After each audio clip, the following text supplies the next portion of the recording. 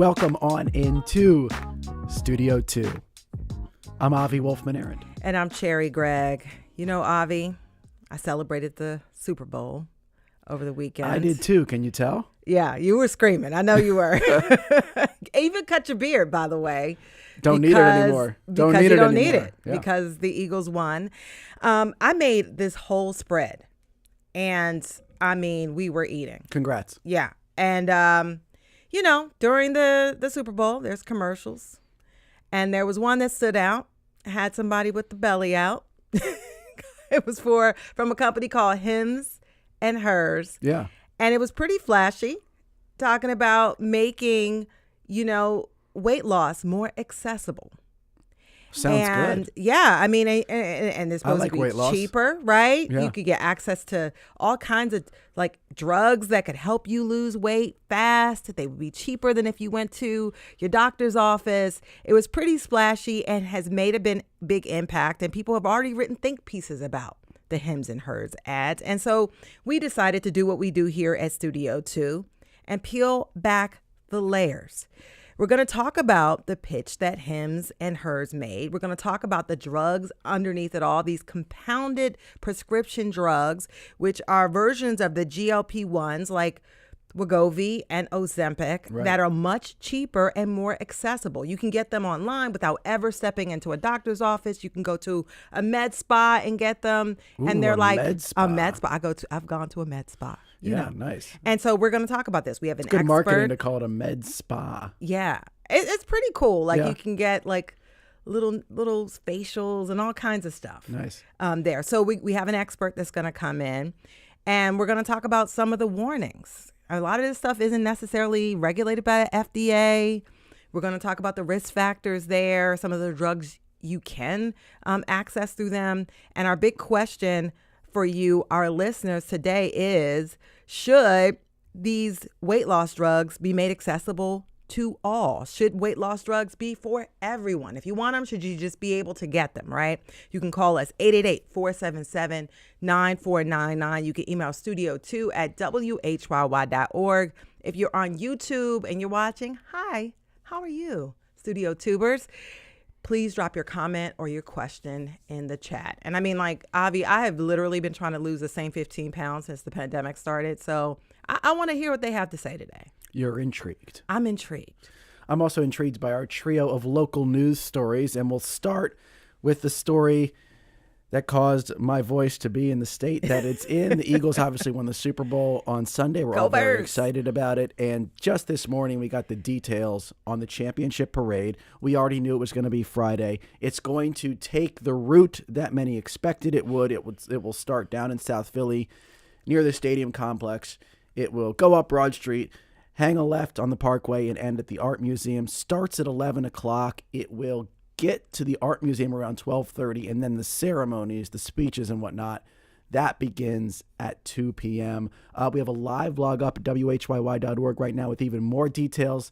For instance, subway lines are going to be free for the day. That's a nice perk. That is courtesy of Kevin Hart's tequila brand. Apparently, they're covering the cost of that. Oh, that's so nice. All those little details you can get at WHYY.org. And, of course, a lot of you remember 2018. It's going to be a pretty similar layout to that. Yeah.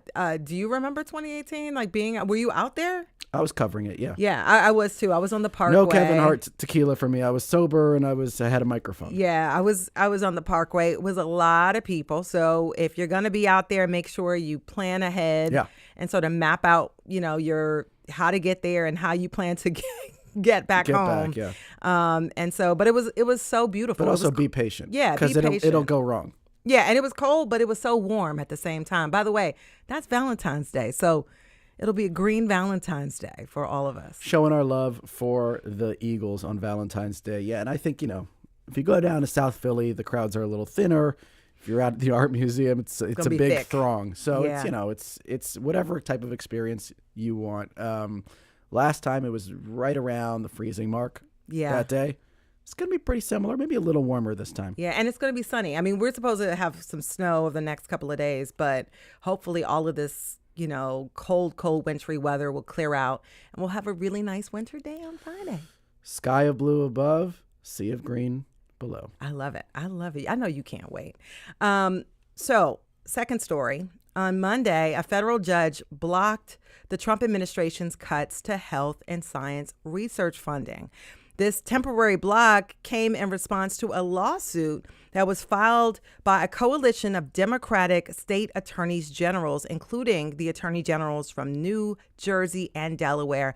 They've argued that these new Trump limits on federal medical research would have a devastating effect on studies into treatments for cancer, HIV, Alzheimer's, and they claim that the cuts would grind the research to a halt.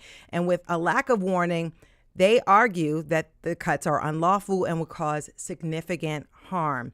Now, the Trump administration is seeking to cut about $4 billion in overhead costs. And this lawsuit basically challenges this Trump 15% cap on costs for utilities, administrative expenses, and other things from universities. And there is a local impact because the University of Pennsylvania would lose about $250 million in funding. Wow. And they get about $980 million a year in federal funds, by far the largest share of federal medical research funding. And so this federal judge in Boston has issued a temporary pause on the funding changes. They've scheduled a court date later this month. And the judge has required all 22 states involved to provide a status report by today and then every 2 weeks to make sure that the Trump administration does not stop the flow of the money. But the judge's order omits the states that were not part of the lawsuit. Yeah. Pennsylvania was not part of the lawsuit. No. Pretty easy to connect some dots here. Pennsylvania has a new Republican attorney general, so they did not join New Jersey and Delaware in this. So that $250 million. Yep. So for Penn, for Rutgers, right? I guess you're It okay stopped. for now. Yep. If you're Penn, I think you're still in limbo. Third story now, and this was a great one from the Inquirer. Amy Rosenberg had a profile. She covers the shore for the Inquirer, and she's so good at finding these stories. She did a profile of the last remaining toll taker in Cape May County. So if you go down the shore, like in Cape May County and some other places, there are some toll booths left. It's not just Easy Pass. And Cape May County is going to finally transition to all Easy Pass on April 1st. Wow. But she profiled this guy, Rick Shetler, who has been collecting cash at the Townsend's Inlet Bridge for over 40 years. And that's a long time. It's a long time to be in a toll booth, yeah. right? And he had some good stories from being in the booth. He calls it his home away from home. This is the bridge that connects Avalon to Sea Isle City. And so, most of the people already use Easy Pass, but it's going to go all Easy Pass soon. And so it was just it was delightful little story about, that's the thing with technological progress. Sometimes you kind of forget what's being replaced because it happens slowly over time. Yeah. And then you're like, oh yeah, like toll collectors. You're going to talk about toll collectors, to someone 50 years from now, and they're going to be like, what is that? What was that person? What the heck were they doing? The little betas won't know what a toll collector was. But what I will say, this is truly an end of an era. And I was one of those holdout people who refused to get an Easy Pass. Really? Right. But then they started doing the toll by plate, and the administrative fees why were you a holdout? You like waiting in line? I just didn't want to do it. I didn't want people tracking me. Oh, Don't okay. even tell me. Don't say Cherry when they're already tracking you by your plate. I get it. Got it. So I had my issues. And then finally, because of the administrative fees, you relented. Yeah. And I mean, I do save a ton of time with the Easy Pass, but I did kind of like rolling through and saying what's up to the toll collectors. I did. It's a sad surrender to Big Brother there on the Easy Pass. I was reading this story and I was like thinking in my mind, this is like the perfect Bruce Springsteen song, Oh. like the last toll collector, I could totally see it's in New Jersey, last toll collector on the county line. I know. Looking for God in a highway sign. Look at you. I could do the whole song. And the raspy is hooking It's you up. helping me It's today. giving you a good voice. By the way, one of the little tidbits in the Headlights story. flashing in the Jersey night. You're going to lean all the way into Last cold connector on the county line. Call me Bruce. You are loving. I could be his lyricist. He is loving the raspy voice. By the way, I wanted to just say What? this. I got a thumbs down from producer Paige. I that was a loved it. great song. I loved it. I'm going to record that. Last toll collector. By the way, A new hit. I love from the Raspy fact. Avi. I love the fact that they used to have these pay it forward chains through the tolls where someone would pay the toll for the person behind them and they wouldn't break the chain. Bruce could do a song about that too, because it's all about people helping people, but also how technological. What was the topic again? It's a pay it forward chains on the.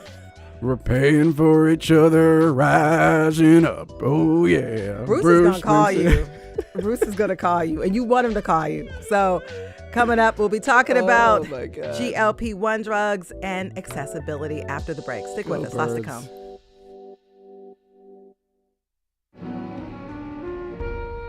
On the next Fresh Air, Sebastian Stan. He's nominated for an Oscar for his performance as Donald Trump in the film The Apprentice, and he won a Golden Globe last month for his role in A Different Man.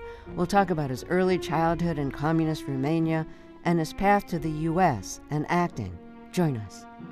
This afternoon at 3 and again tonight at 7 on WHYY.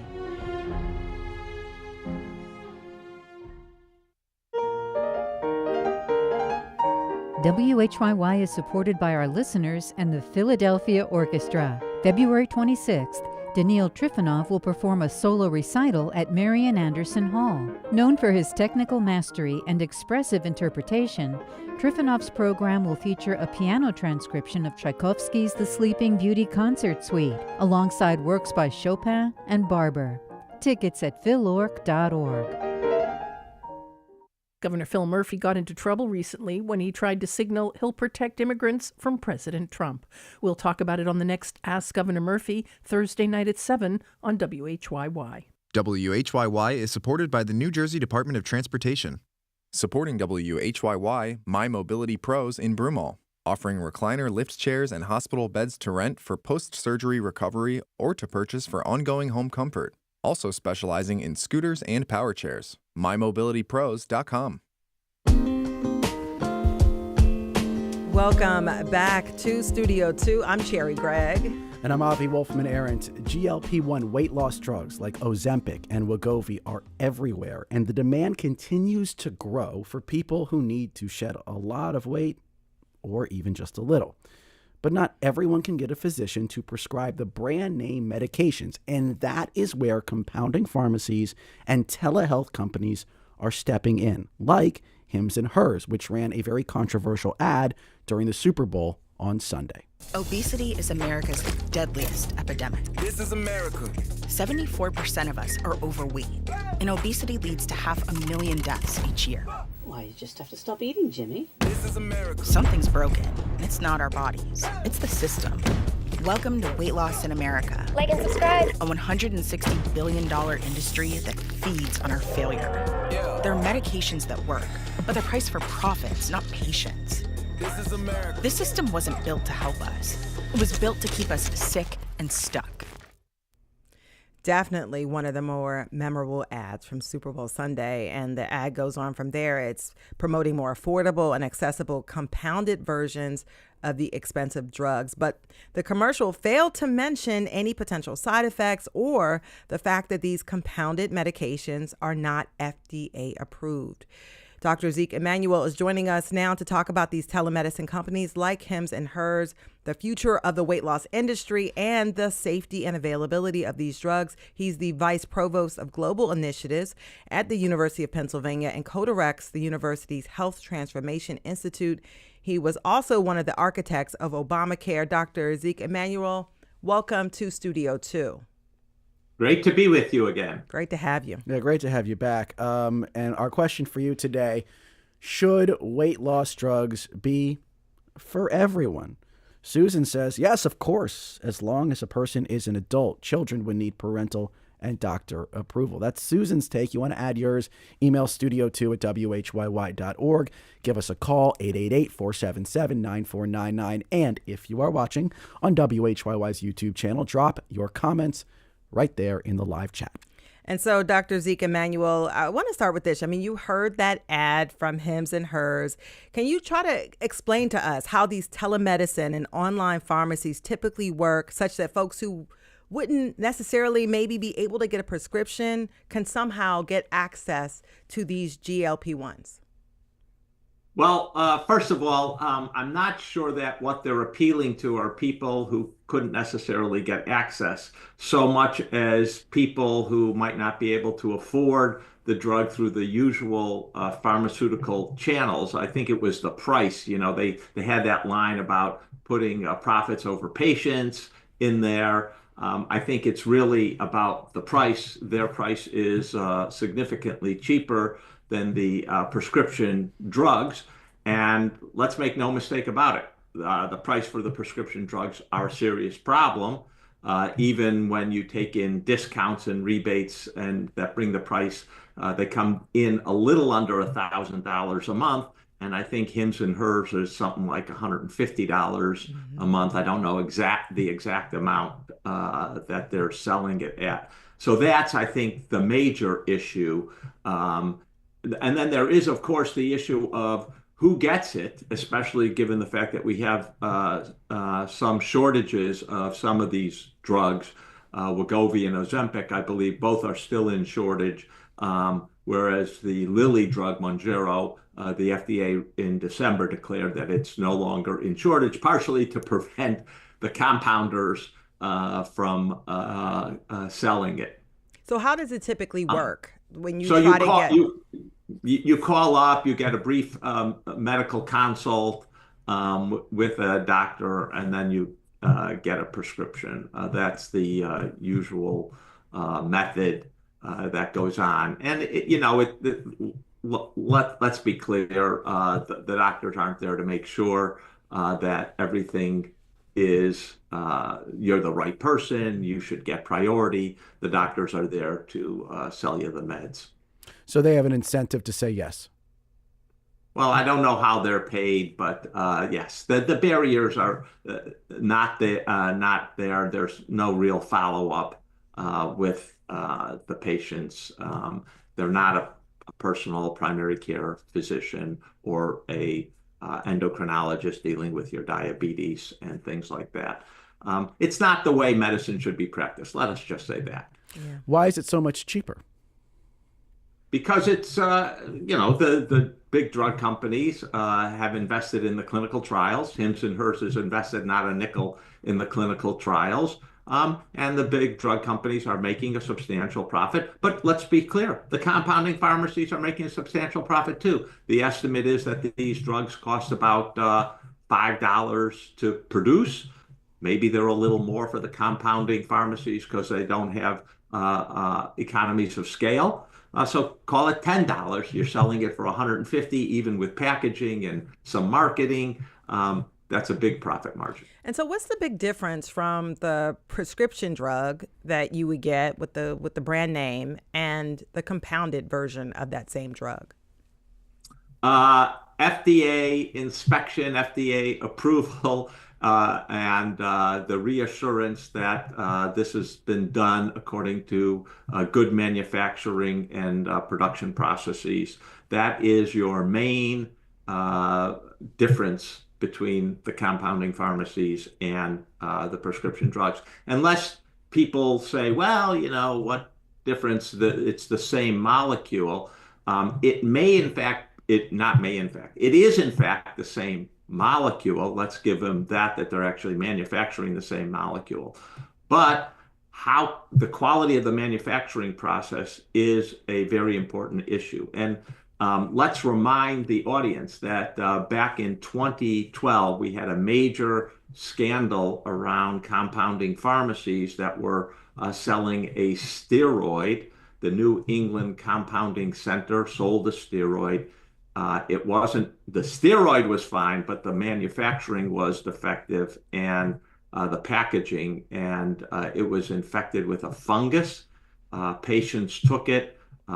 Something like 800, just a little less than 800 patients were infected with the fungus, and 64, 65, something like that, died as a result of the fungal infection. So the idea that, you just want to say, well, what's the difference if the FDA didn't inspect? It's, still the same molecule. That can be true, but we have seen many, many cases where production of drugs in the case of compounding, but also supplements, which are basically also not overseen by the FDA, have contaminants that are in many cases life-threatening, and that's really the major problem.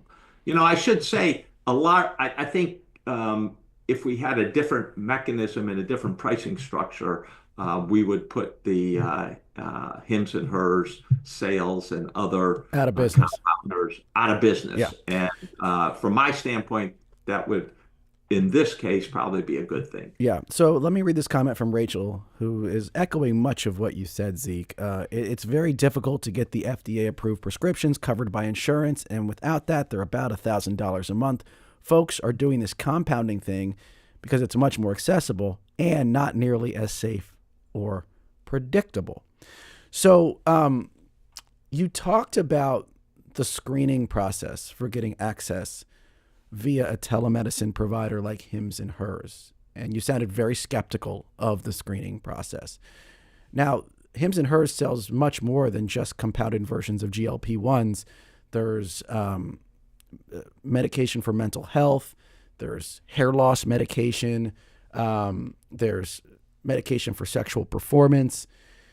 Do you think there are some categories of medication that are safe enough that it's okay to kind of go through the easy pass version of the medical system, go online, get it, bing, bang, boom, and take it? Or do you think all medication should go through that traditional route? I'm a big fan of the traditional route. Is it foolproof? Do we not have some problems with it? Yes, we do. And we know we've seen some of those problems where even with the FDA approval, et cetera, we've had problems with the manufacturing and it not being up to standards. And then the FDA closes things down and requires cleaning of the facilities. It requires a redo of the manufacturing process. And that's good. I have seen a few of the Hims and Hers ads. I don't watch a lot of TV, and I see them occasionally on streaming when I do watch. And I have to say, I find it really kind of appalling. I'm not going to be on their mailing list, you can be sure, and they're really pissed at me. But I find it appalling that we have a country that that's really acceptable. There are some drugs with very low side effects. There are some people in the medical profession occasionally joke, well, we should put statins in the water. Statins are drugs for reducing cholesterol. Right.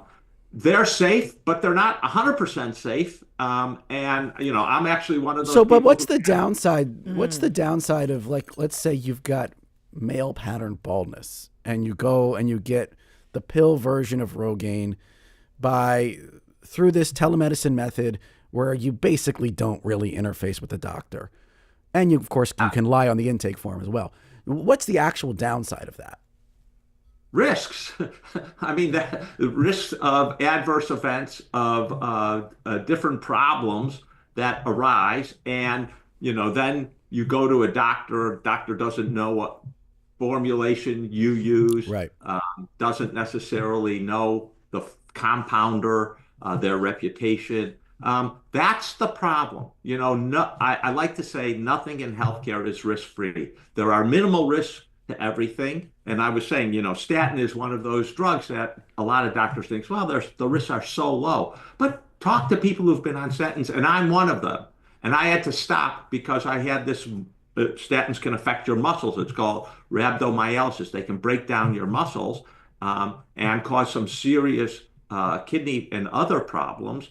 And I had to stop taking them. Yeah. And that is one of those problems that could arise. And you're saying it's better for your GP to know what you're taking so that when those problems arise, they're better able to counteract them. Well, two things.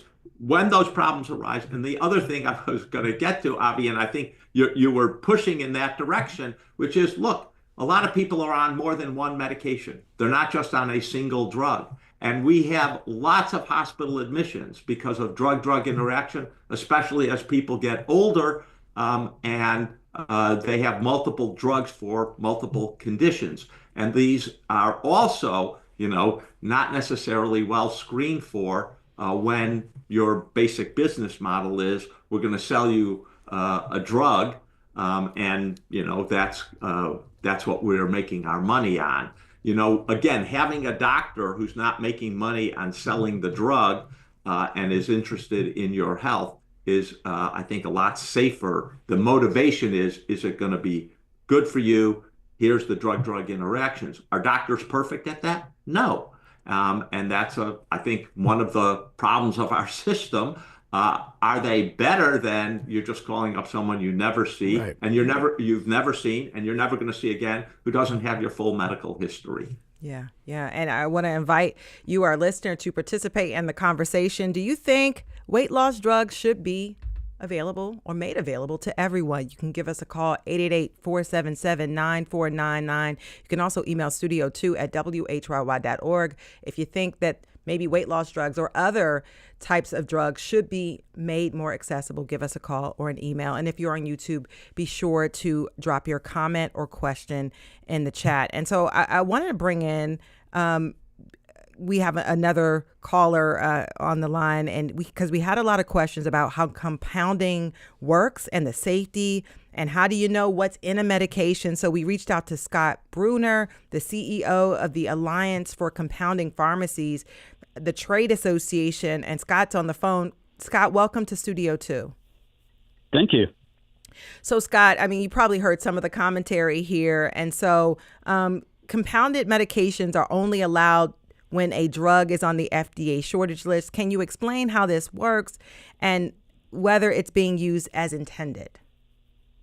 Yeah. So first of all, I would echo Dr. Emanuel's statement. FDA-approved drugs in our healthcare system are supreme.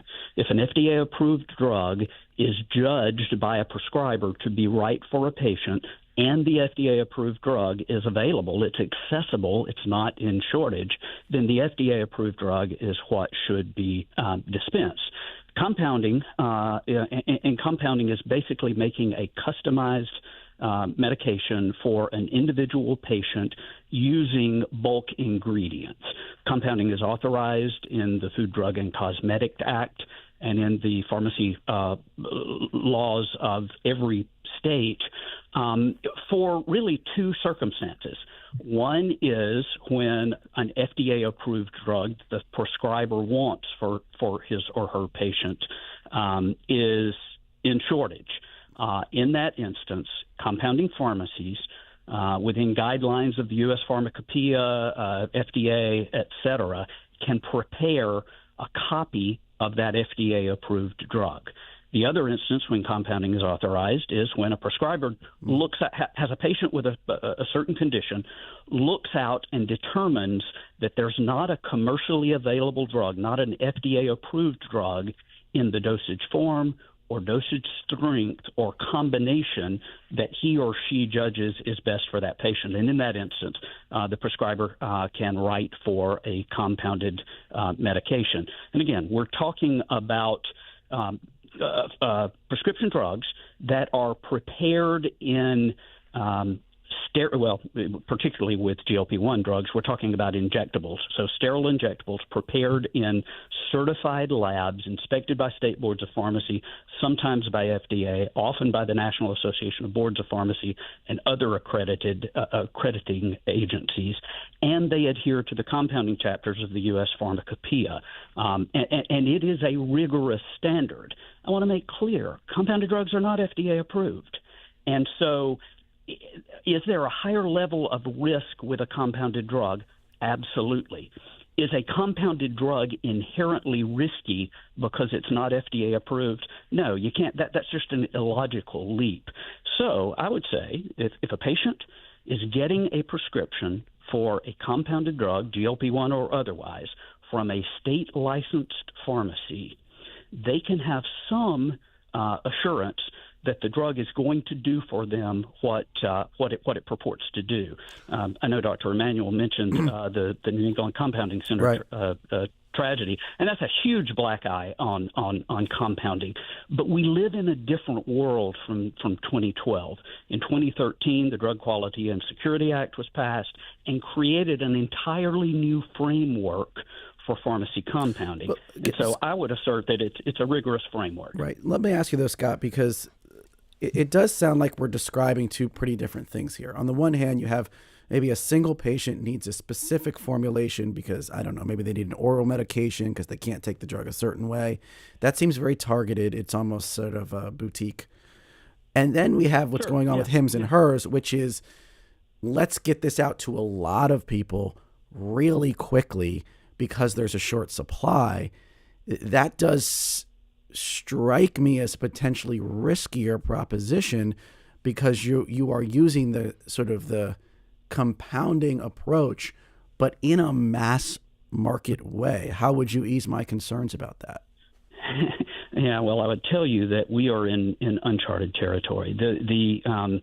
This era of GLP-1 drugs for the past 3 years has been extraordinary. You have a blockbuster drug that is a new drug that is in shortage, and you've got millions of Americans who want some of it, who are going to their prescriber, and prescribers are judging that they need the medication. And so, in accordance with the Food, Drug, and Cosmetic Act, pharmacies are making copies of that injectable. It is unusual, the scale of what we're seeing, what we continue to see, particularly with semaglutide. The Novo Nordisk product has been in shortage, will be 3 years next month. And there are prescribers who are judging that their patients would benefit from that, and so they're authorizing. But I guess my question for you, Scott, sorry to cut you off, is that is the compounding pharmacy industry really set up to do this, or have we exposed ourselves to more risk because they're doing something that it's really not their wheelhouse? Well, let's talk about Hims and Hers, and I do not want to seem to be a spokesperson for Hims and Hers. Sure. We do not represent telehealth platforms. We represent pharmacies and outsourcing facilities. I do know, though, that the Hims and Hers product that is being dispensed is being prepared by a 503B outsourcing facility, so not your traditional compounding pharmacy. 503Bs were created with the Drug Quality and Security Act, and they have to adhere to a much, much higher standard, current good manufacturing practices similar to those followed by the drug makers. And so the thing I would say about what Hims is doing is that the drugs they are dispensing are prepared to a higher standard. I don't know that you could say automatically that they're safer, but the testing regime that they go through, the rigor of that is a higher standard. So, I do believe that Hims and others are taking advantage of this extraordinary demand at a time when the drug makers are unable thus far to meet that demand. Yeah. Thank you so much. That was Scott Bruner, CEO of the Alliance for Pharmacy Compounding. Scott, thank you for your time and for being on Studio 2. Thank you. All right. And so Scott talked about the demand, and so we want to bring a caller in. We have Tiffany from Philadelphia who has used some of these compounded GLP-1 drugs. Tiffany, you're on Studio 2. How you doing? I'm good. Thank you for having me. And so, Tiffany, tell us a little bit about your experience in getting access to GLP-1s. Yeah, so like everyone else was hearing a lot about the options for weight loss beyond, just exercising and eating right, but, some of those pounds that can't come off when you want them to. So I go to a medical spa here in Philadelphia that I've been going to for 20 years. And they started offering semaglutide and really just walking me through the process. They had like a sort of a discount because I was getting ready for the summer of last year, so it wasn't as expensive as I was seeing it other places. And they walked me through the process of, weighing, having the weight process done, understanding your body composition, how much fat you're trying to lose. So they had a full weight loss program. It wasn't like, hey, just take this medication. It focused on nutrition. It focused on speaking to a fitness expert And so I signed up to try it for 4 weeks.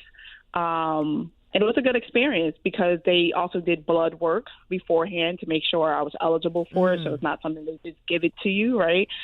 Anyone that you're selecting, you want to make sure that they're testing it out to make sure that it's okay for your body. So we did that full blood work. We did a full makeup of, body mass and fat mass and all of that. And did it work? It was a full process. Yeah, so it worked. Yeah. So I did 4 weeks. I lost about 2 pounds a week. About 8 pounds over that 4-week period.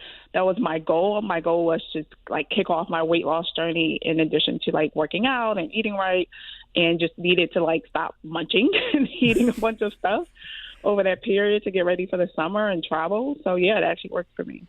Interesting. Yeah. And did you have any concerns about the medication? We've been talking about compounded drugs. Did you have any concerns when you took the drugs from this med spa?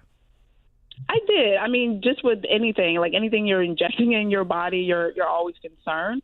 But I also knew going through the blood work and going through all of the pre-stuff that they had me do helped to alleviate some of that concern. Because again, if you're going a place and they're not giving you blood work and making sure that you're healthy to take it, you're choosing the wrong place, right? So whether you're doing online or doing something in person. And then I was also really nervous about the needles. I'm like, I am not a needle person. That is the last thing I want to do. Mm-hmm. But it was probably the smallest needle I've ever had in my life. And I was like when I would take it, I was like, oh, did I press the needle? Did it go in? And I'm like, oh, I'm done. It was the craziest things. I don't know if all the needles are that way, but it was actually a really simple process because at first I'm like, they did the first dosage and then the other 3 they give for you to do at home. And then I learned how to do it. I was like, oh, this is actually a pretty good process. I wouldn't do it forever, right, but it's definitely something that I would do at the beginning or end of my kind of weight loss journey. Simple and effective, according to Tiffany in Philadelphia. Tiffany, thanks so much for your time today on Studio 2. Thank you for having me. So that's actually a nice way, I think, to get us to our next segment, because we're about to hit a break. And I think the big question we're kind of dancing around here, Cherry, is who should be taking these weight loss medications? It's a big one. If you're trying to lose just a few pounds at the beginning or the end of a journey like Tiffany, should GLP-1s be for you? Or are there too many unknown risks about sort of the lifetime effects of these drugs to be prescribing them in that way? So we still have Dr. Zeke Emanuel on the line. We'll get that question and many more to him on the other side of this break on Studio 2. Keep those calls and comments coming. Studio 2 at WHYY.org. Comments in the live stream on YouTube or call 888-477-9499. We'll be right back.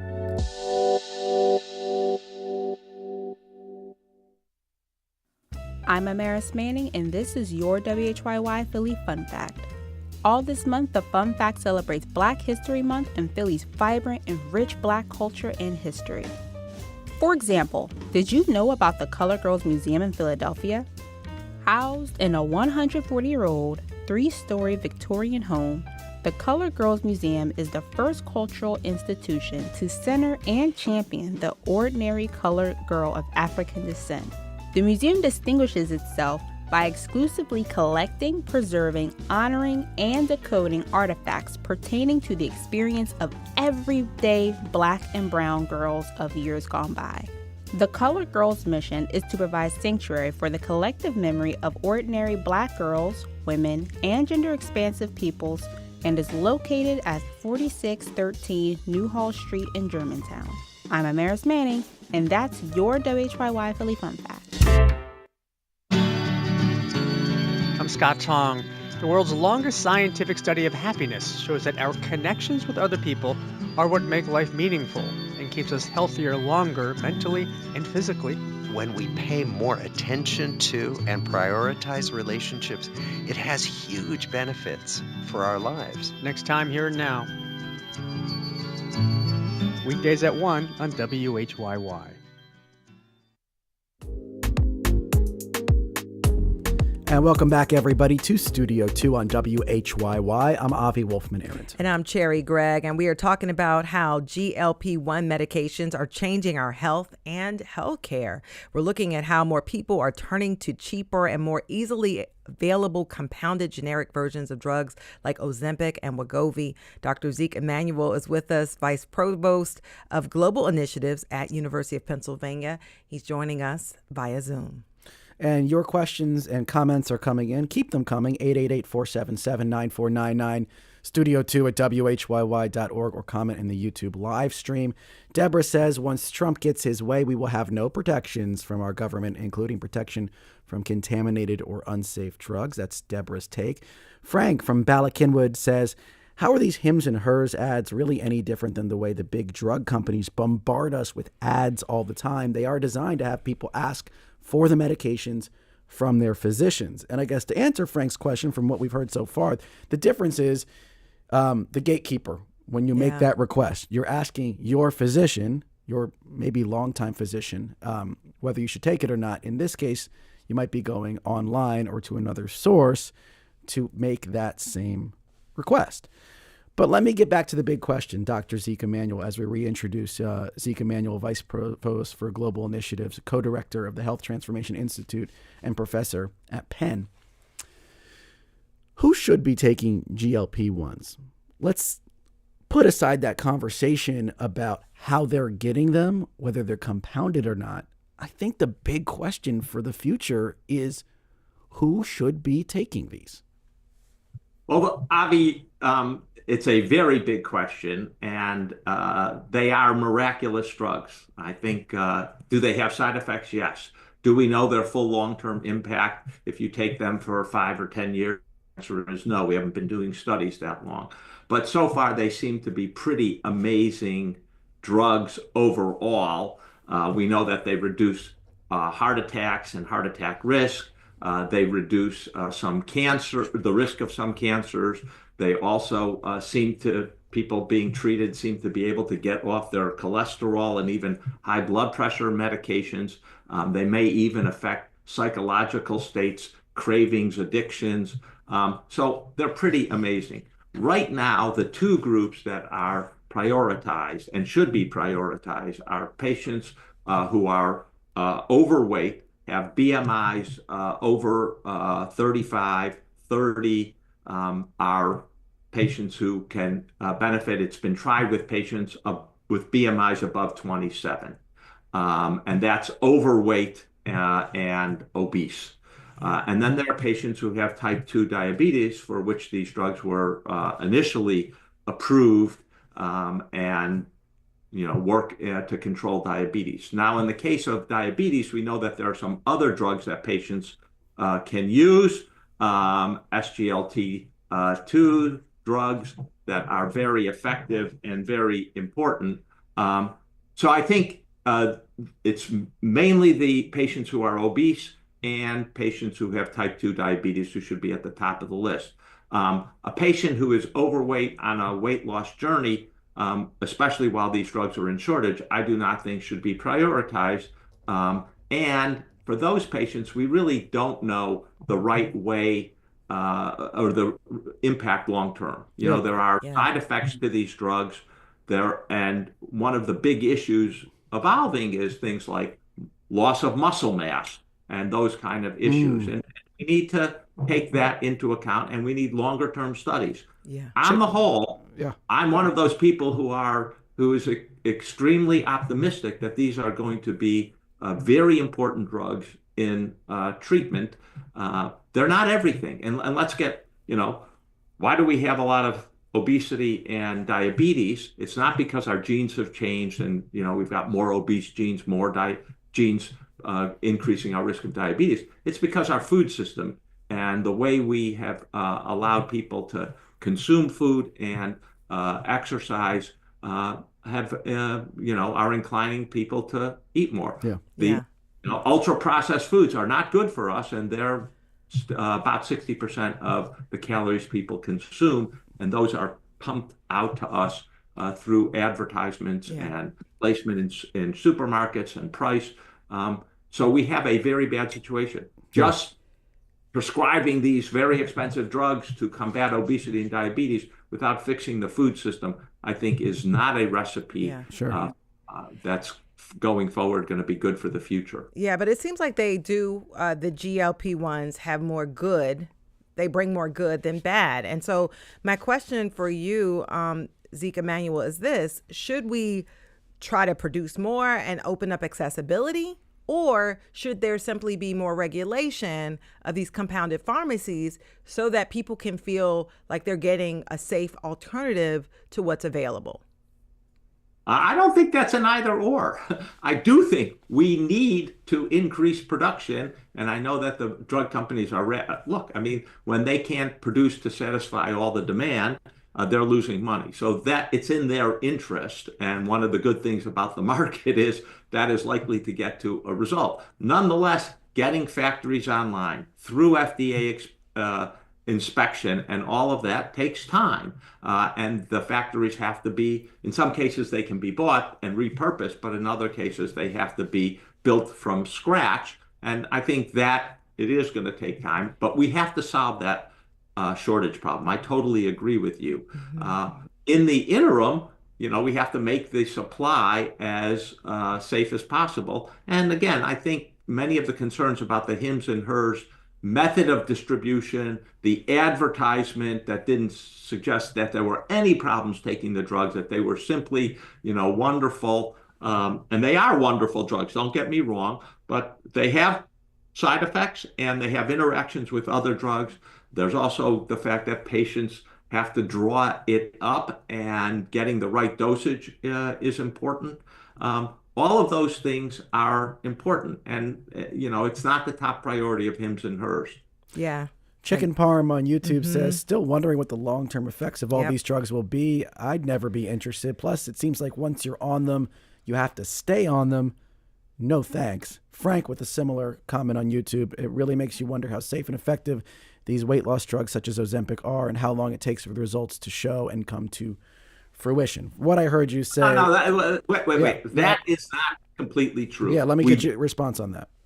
We do know that in about a year, you get about a 20% weight loss for patients who are obese.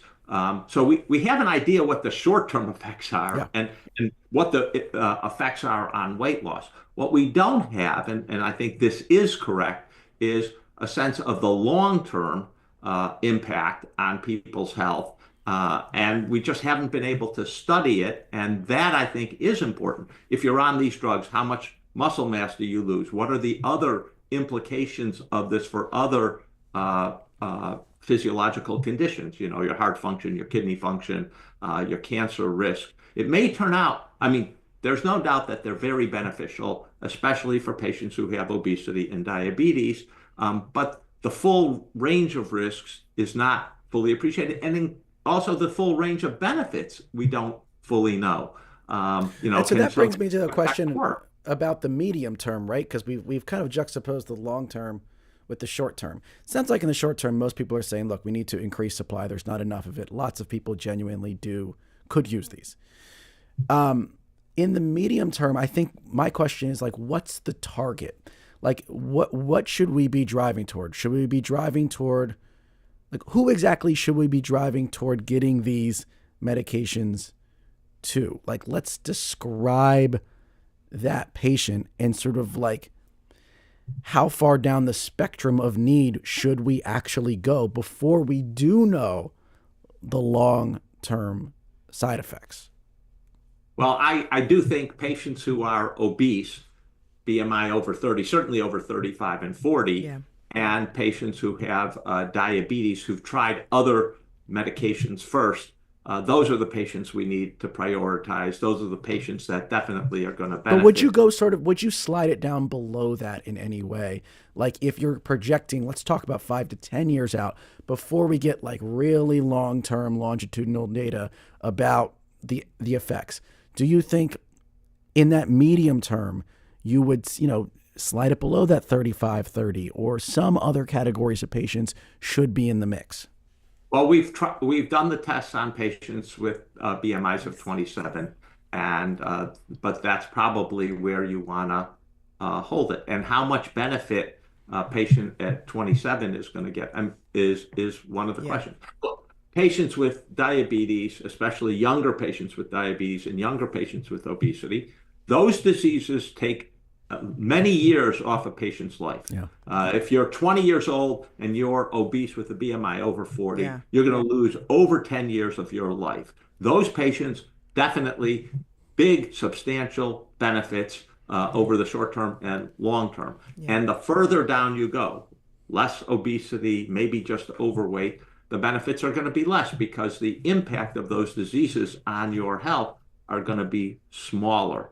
And that's why I worry where people are using this for, I want to shed a few pounds to get into that bathing suit.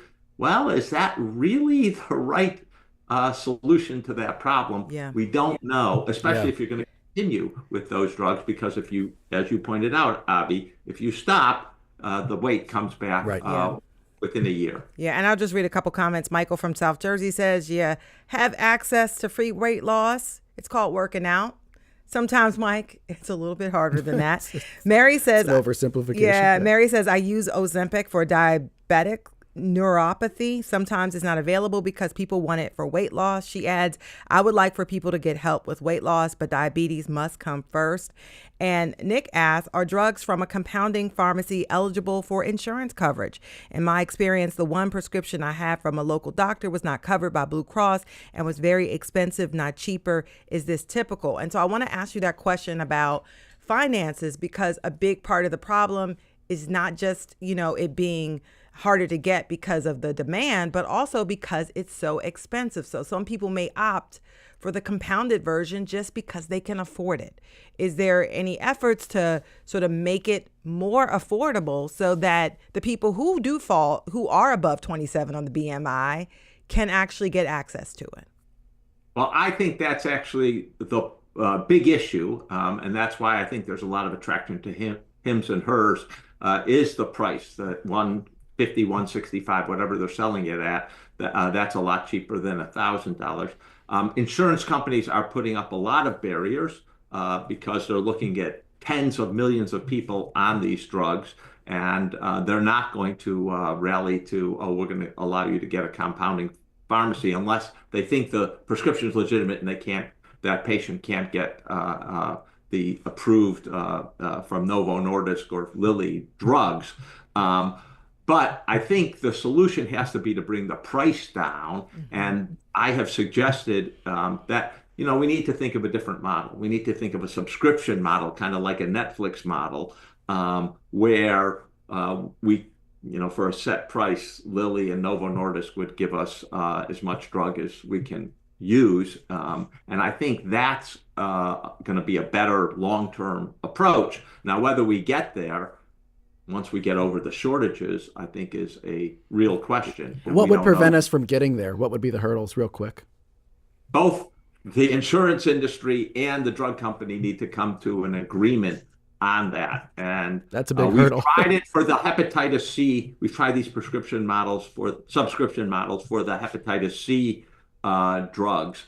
And that, I think, is, where we probably need to go in this kind of case. Well, I want to thank you so much for your time. That was Dr. Zeke Emanuel, who is the Vice Provost of Global Initiatives at Penn, co-directs the university's Health Transformation Institute, one of the architects of Obamacare.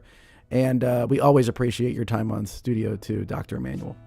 It's great to be here with you. You always ask great questions. Thank you so much. Yeah. And can I just read one more comment, Cherry? Jenna says, if these drugs are so revolutionary and we know how strapped our health system is, could these drugs solve the problems of a healthcare system with backups and fewer sick people? And I think for the boosters of these drugs, that's what they say. This is their argument. Yes. That the ounce of prevention is worth the pound of cure. Yeah, I'm sure we'll have a lot of conversations about GLP-1s, how they change the economy as we continue and they become more popular. By the way, I want to say thank you to our producers, Debbie Builder, Paige Murray Besser, and Andreas Coast. Thanks so much to Mike Schiffler, our visual producer, Al Banks, and Tina Calicay engineered today's show.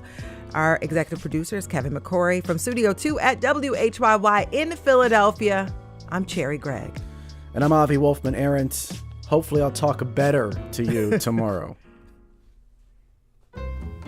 And tomorrow on Studio 2, YouTube turns 20 this week. The first video on the platform was 19 seconds of elephants at the San Diego Zoo. And from that, we now have billions of uploads from content creators. Some of them are earning a lot of money. And with DIY videos, makeup tutorials, podcasts like Studio 2, and an entire streaming service, YouTube has changed our culture of entertainment and information. We'll look back at some of the platform's ups and downs, and I look forward to its future. That's Studio 2 tomorrow, coming up next on WHYY Here and Now. See you tomorrow on the radio.